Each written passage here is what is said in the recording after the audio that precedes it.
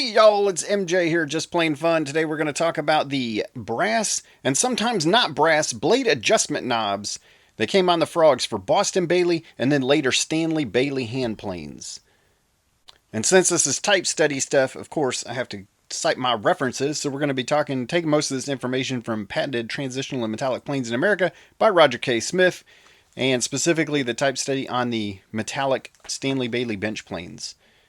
But for the purposes of this video, I'm also going to add another reference, and it is Leonard Bailey and his Woodworking planes. And this is by, as you can see, Paul Van Pernis, I hope I pronounced that right, and John G. Wells. And so he goes into great depth and detail about Leonard Bailey's history before he, signed on with Stanley, and then also during his iterations where he was not affiliated with Stanley. And what I'm going to do is I'm going to start with type 7 and work my way up through type 20, and then it's a little bonus content. Then I'm going to go back and cover types 1 through 5, and I'm going to do that for two reasons. One, because type 7 and up is really what you're going to see the most often, and then also because I want you to stick around until the end of the video. And here is what we now call type 7. This is going to be just a plain 1-inch brass blade adjustment nut. You can see there's no patent information on the inside, and this is from what we now call type 7. And if you've seen my video on the evolution of the planes, I have a video specifically for type 5 through type 8, and I talk about how they evolved. And this is during this period is when they went from having a right hand adjust, so it would righty tighty lefty loosey, over to being a left hand. So they made that change during what we now call type 7. And that same brass adjustment knob stuck around for type 7, 8, 9, 10, 11, all the way through until type 12. And that's when we transitioned over to this 1 1/4 inch right here, was during type 12. So we got the tall knob, and we got some changes to the frog, and we got this 1 1/4 inch, and this stuck around for type 12, type 13, type 14, all the way through type 15 and 16. And so we see this same 1 1/4. And what I've seen out there is there's some folks that actually prefer this, and so they'll retrofit their older planes with the larger 1 1/4 nut because they just like the larger size. Makes it easier for adjusting on the fly or adjusting with one hand. Round about 1942, the United States joins the war effort during World War II. And we see the introduction of the gutta percha style or hard rubber adjusters. On a type 17, you will see any of these.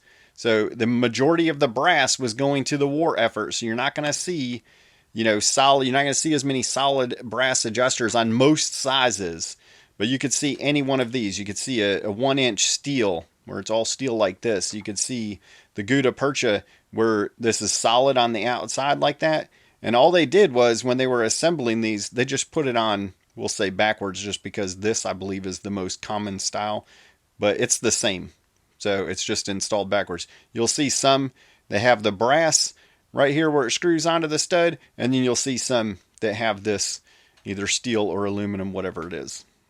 And there's even some speculation out there that there is an 1 1/4 steel. I personally do not believe this. I think this was stolen from, say, like a Defiance, or it was stolen from some other brand and put onto a Stanley. I don't think these were issued on type 17s, but I'm sure some type 17 aficionado will probably come in the comments and correct me if I'm wrong. So the gutta percha sticks around from 1942 all the way to 1945 as the war is coming to an end. And once 1946 rolls around and we go to what we now call type 18, we see a return to the brass. And the difference is it has this diagonal knurling. So if you're ever typing your plane and you see that in an online forum or on woodenshop.com and it says, does your plane have diagonal knurling? Now you'll know what it looks like. That's what it is right there. So we're back to 1 1/4. We're back to brass, but we have diagonal knurling. That's just 1946, 1947, type 18. Along comes 1948, and we see a return. This is what we now call type 19, and we see a return to the non-diagonal knurling. So for whatever reason, they opted to go away from the diagonal knurling and return to this style right here. So just back to 1 1/4, just a regular brass adjustment knob. And as far as what Roger K. Smith covers in his groundbreaking type study, This is it. This is a Type 20 frog. You can see it's got that blue, that distinct blue color. And we've got the same 1.25" brass adjustment knob that we saw on the Type 19s as well as the earlier ones, Type 16 and earlier, as I discussed already.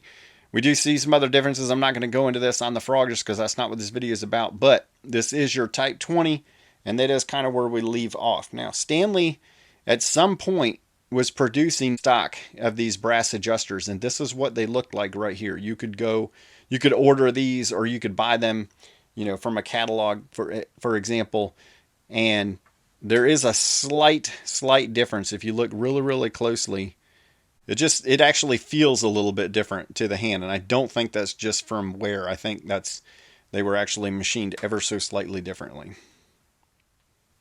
And here's where we get into a little bonus content. These are sometimes called the Type 21 period. These are believed to be from, say, the 1970s, perhaps. This is what we call the Cordovan period.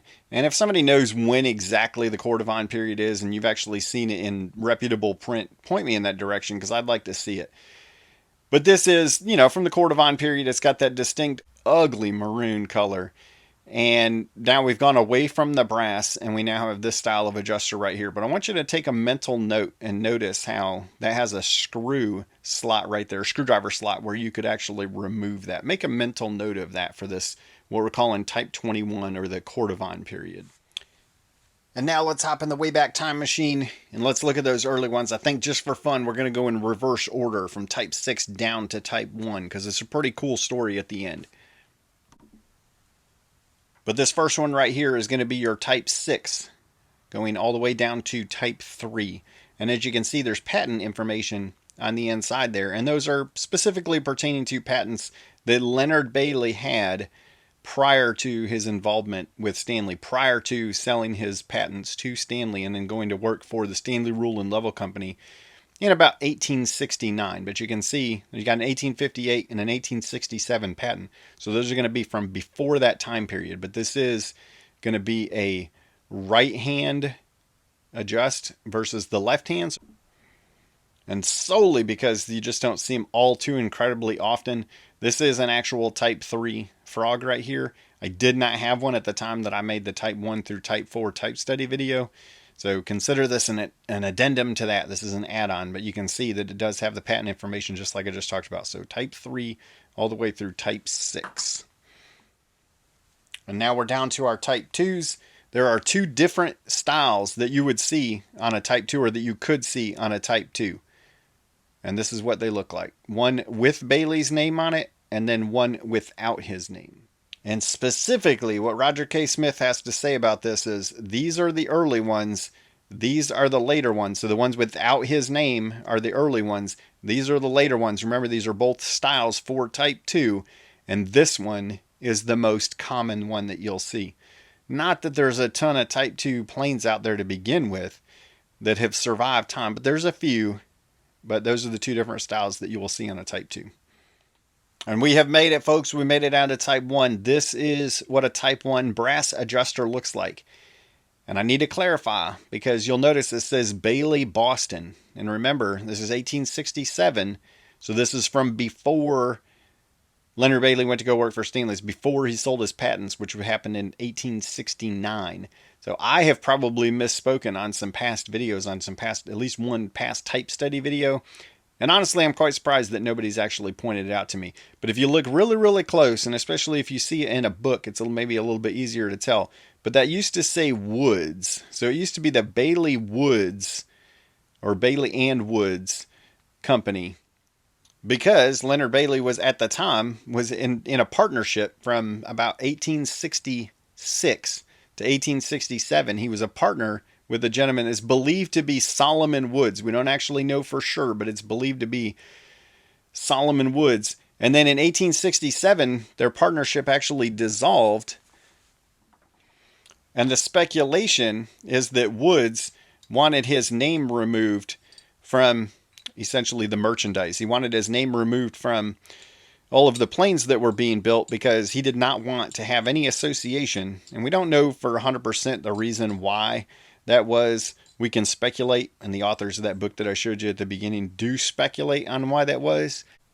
But the bottom line and the takeaway here, the business partnership was dissolved between Bailey and Woods, and that caused Woods to need to be removed from those. So can you imagine the poor schlep who had to go through and file Woods off of all of these before they could be sold? Remember I asked you, or recommended that you make a mental note of that Cordovan period frog, and now it had that screw slot so that you could remove that stud. And look at that little Type 1 frog. And there it is. Apparently they went full circle. And that's my story, and I'm sticking to it. Just as a little bonus for the 4 of you that are still around. There are a lot of imposters out there, a lot of other brands, a lot of other companies that were producing different styles, and these are some of those styles that you might see. But they are not Stanley. Well, some of them might be. They could be for lower end, Handyman or Stanley Defiance for later ones. But like this one, for example, I'm pretty sure that's Sargent. They've got kind of a unique look. This one right here is probably Miller's Falls made, but you might see it on, say, like a Craftsman or a Dunlap. Some of these other ones, just different styles out there. Imposters trying to copy the Stanley design. But as always, questions, comments, everything welcome. Throw me a comment here on YouTube. Let me know. Throw me a question, something I can look up and try and find the answer for you. Or maybe you've done some research and you can enlighten me on some things, add some things. But if you're interested in Leonard Bailey's story, you won't find a better book than this one right here. Unrecognized Genius of the American Industrial Revolution. And he's the reason why we're all using Stanley hand planes today.